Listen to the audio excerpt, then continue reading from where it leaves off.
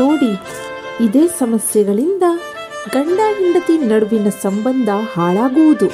ವೈವಾಹಿಕ ಸಂಬಂಧ ಎನ್ನುವುದು ಜೋಡೆತ್ತುಗಳು ಇದ್ದಂತೆ, ಒಂದರ ನಡಿಗೆ ಸರಿಯಿಲ್ಲದೆ ಇದ್ದರೂ ಪರಿಣಾಮ ಬೀರುವ ಸಂಬಂಧವೆನ್ನುವುದು ಕನ್ನಡಿ ಇದ್ದಂತೆ.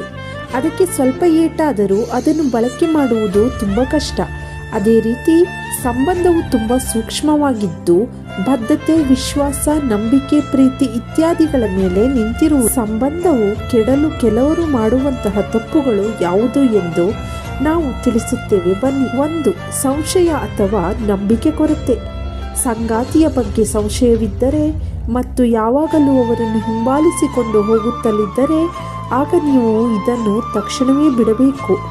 ಸಂಗಾತಿಯು ಮೋಸ ಮಾಡುವರು ಎಂದು ಸಂಶಯ ಪಡುವುದು ಹಲವಾರು ರೀತಿಯ ಸಮಸ್ಯೆಗಳಿಗೆ ಕಾರಣ. ಇದರಿಂದ ನಂಬಿಕೆ ಕೊರತೆ, ಸುಳ್ಳು ಹೇಳುವುದು ಮತ್ತು ಪರಸ್ಪರರಿಂದ ವಿಚಾರಗಳನ್ನು ಮುಚ್ಚಿಡಬಹುದು. 2. ನಾನು ನಡೆದಿದ್ದೇ ಹಾದಿ. ಕೆಲವೊಂದು ಸಂದರ್ಭದಲ್ಲಿ ಹೊಂದಾಣಿಕೆ ಮಾಡುವುದು ಅತಿ ಅಗತ್ಯ. ಯಾಕೆಂದರೆ ಸಂಬಂಧದಲ್ಲಿ ಇಬ್ಬರು ಜೊತೆಯಾಗಿ ಸಾಗಿದರೆ ಮಾತ್ರ ಸಂಸಾರವು ಸುಖಕರವಾಗಿ ಇರುವುದು. ಹೀಗಾಗಿ ಪರಸ್ಪರರನ್ನು ಅರ್ಥ ಮಾಡಿಕೊಳ್ಳುವುದು, ಪರಸ್ಪರರ ಆಸಕ್ತಿಗೆ ಹೊಂದಿಕೊಳ್ಳುವುದರಿಂದ ಸಂಬಂಧವು ಬಲಗೊಳ್ಳುವುದು. ವೈಯಕ್ತಿಕ ಸ್ಥಾನ ನೀಡದಿರುವುದು.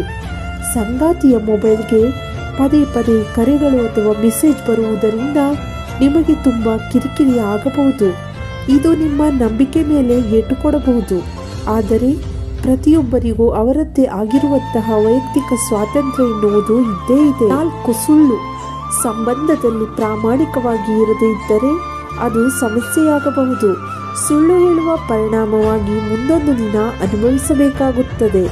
ಪ್ರಾಮಾಣಿಕವಾಗಿ ನಿಮ್ಮ ಭಾವನೆಗಳನ್ನು ಹೇಳಿಕೊಂಡರೆ ಆಗ ಯಾವುದೇ ಸುಳ್ಳು ಅಥವಾ ವಿಚಾರಗಳನ್ನು ಮುಚ್ಚಿಡಬೇಕಾಗಿಲ್ಲ. 5. ಲೈಂಗಿಕ ಕ್ರಿಯೆಗೆ ಸಮಯ ನೀಡದಿರುವುದು. ಸಂಬಂಧವು ಕೇವಲ ಸಂವಹನ ಹಾಗೂ ನಂಬಿಕೆ ಮೇಲೆ ನಿಂತಿಲ್ಲ. ಪ್ರೀತಿ ಹಾಗೂ ಲೈಂಗಿಕ ಕ್ರಿಯೆಯು ಇಲ್ಲಿ ಅಗತ್ಯ. ಇದನ್ನು ಕಡೆಗಣಿಸಿದರೆ ಅದರಿಂದ ಸಂಬಂಧದಲ್ಲಿ ಸಮಸ್ಯೆಯು ಕಾಡಬಹುದು. ಎಷ್ಟೇ ವ್ಯಸ್ತರಾಗಿದ್ದರೂ ಯಾವಾಗಲೂ ಲೈಂಗಿಕ ಕ್ರಿಯೆಗೆ ಸಮಯ ನೀಡಿ. 6. ಕೆಲಸದಲ್ಲೇ ಮುಳುಗಿರುವುದು. ಕೆಲವರು ವೈವಾಹಿಕ ಜೀವನದಲ್ಲಿ ಹೆಚ್ಚು ಸಕ್ರಿಯವಾಗಿ ಇರಲ್ಲ ಮತ್ತು ಅವರಿಗೆ ಕಚೇರಿಯೇ ಎಲ್ಲವೂ ಆಗಿರುವುದು. ಎಲ್ಲ ಸಮಯದಲ್ಲೂ ಅವರು ಕೆಲಸದಲ್ಲಿ ಮುಳುಗಿ ಹೋಗಿರುವರು. ಮನೆಗೆ ಬಂದ ಬಳಿಕವೂ ಕೆಲಸದ ವಿಚಾರವನ್ನೇ ಮಾತನಾಡುತ್ತಿರುವರು. ಆದರೆ ಉದ್ಯೋಗ ಮತ್ತು ವೈವಾಹಿಕ ಜೀವನದಲ್ಲಿ ಸಮತೋಲನ ಕಾಪಾಡಿಕೊಳ್ಳುವುದು ಅತಿ ಅಗತ್ಯ. 7. ಲಘುವಾಗಿ ಪರಿಗಣನೆ. ಕೆಲವೊಂದು ಸಂದರ್ಭ ಹಾಗೂ ಸಮಯಕ್ಕೆ ಅನುಗುಣವಾಗಿ ಬದಲಾವಣೆಗಳು ಆಗುವುದು ಇದೆ. ಪರಸ್ಪರ ಮಾತು, ನಿರ್ಧಾರ ಹಾಗೂ ಭಾವನೆಗಳಿಗೆ ಗೌರವ ನೀಡಬೇಕು. ಸಾರ್ವಜನಿಕವಾಗಿ ಅಥವಾ ಸ್ನೇಹಿತರು, ಕುಟುಂಬದವರ ಮುಂದೆ ಬೈಯುವುದು ಅಥವಾ ತಮಾಷೆ ಮಾಡುವುದು ಸರಿಯಲ್ಲ.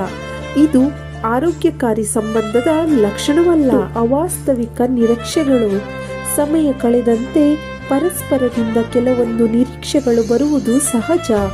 ನೀವಿಬ್ಬರು ಜೊತೆಯಾಗಿ ಸಮಯ ಕಳೆಯಬೇಕು ಮತ್ತು ಕೆಲವೊಂದು ತ್ಯಾಗಗಳನ್ನು ಕೂಡ ಮಾಡಬೇಕು.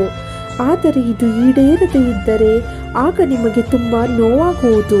ಆದರೆ ನೀವು ಪರಸ್ಪರರೊಂದಿಗೆ ಮಾತನಾಡಿಕೊಂಡು ನಿರೀಕ್ಷೆಗಳನ್ನು ಇಟ್ಟುಕೊಳ್ಳಿ. 9. ಹೊಂದಾಣಿಕೆ ಇಲ್ಲದೇ ಇರುವುದು. ವೈವಾಹಿಕ ಜೀವನದಲ್ಲಿ ಪರಸ್ಪರ ತುಂಬ ಆಕರ್ಷಣೆಗೆ ಒಳಗಾಗಿದ್ದರೂ ಹೊಂದಾಣಿಕೆ ಮಾತ್ರ ಇಲ್ಲದೇ ಇರುವುದು. ಪರಸ್ಪರ ತಮಾಷೆ, ಅರ್ಥ ಮಾಡಿಕೊಳ್ಳುವುದು ಮತ್ತು ಸಂಬಂಧದಲ್ಲಿನ ಆಯ್ಕೆಯನ್ನು ತಿಳಿಯಬೇಕು. ಪರಸ್ಪರರನ್ನು ಒಪ್ಪಿಕೊಳ್ಳಬೇಕು, ಆದರೆ ಸಂಪೂರ್ಣವಾಗಿ ಬದಲಾಗಬೇಕಾಗಿಲ್ಲ. 10. ಅತಿಯಾದ ಯೋಚನೆ. ವಿವಾಹದ ಆರಂಭದಲ್ಲೇ ಎಲ್ಲವನ್ನು ಯೋಚನೆ ಹಾಕಿಕೊಳ್ಳಬೇಕಾಗಿಲ್ಲ. ಕೆಲವೊಂದು ವಿಚಾರಗಳಲ್ಲಿ ನೀವು ಮಾಡುವಂತಹ ಆಲೋಚನೆಗಳು ಸಂಗಾತಿಗೆ ಹಿಡಿಸದೇ ಇರಬಹುದು. ನೀವು ವರ್ತಮಾನದಲ್ಲಿ ಇದ್ದು ಎಲ್ಲವನ್ನು ನಿಭಾಯಿಸಿಕೊಂಡು ಹೋಗಿ. ನನ್ನ ಈ ವಿಡಿಯೋ ಇಷ್ಟವಾದಲ್ಲಿ ನನ್ನ ಚಾನಲನ್ನು ಸಬ್ಸ್ಕ್ರೈಬ್ ಮಾಡಿ ಹಾಗೂ ನನ್ನ ಮುಂದಿನ ವಿಡಿಯೋ ನೋಟಿಫಿಕೇಶನ್ಗೋಸ್ಕರ ಪಕ್ಕದಲ್ಲಿರೋ ಬೆಲ್ ಐಕನ್ ಪ್ರೆಸ್ ಮಾಡಿ, ಕಾಮೆಂಟ್ ಮಾಡಿ, ಶೇರ್ ಮಾಡಿ ಹಾಗೂ ಲೈಕ್ ಮಾಡಿ. Thank you for watching friends.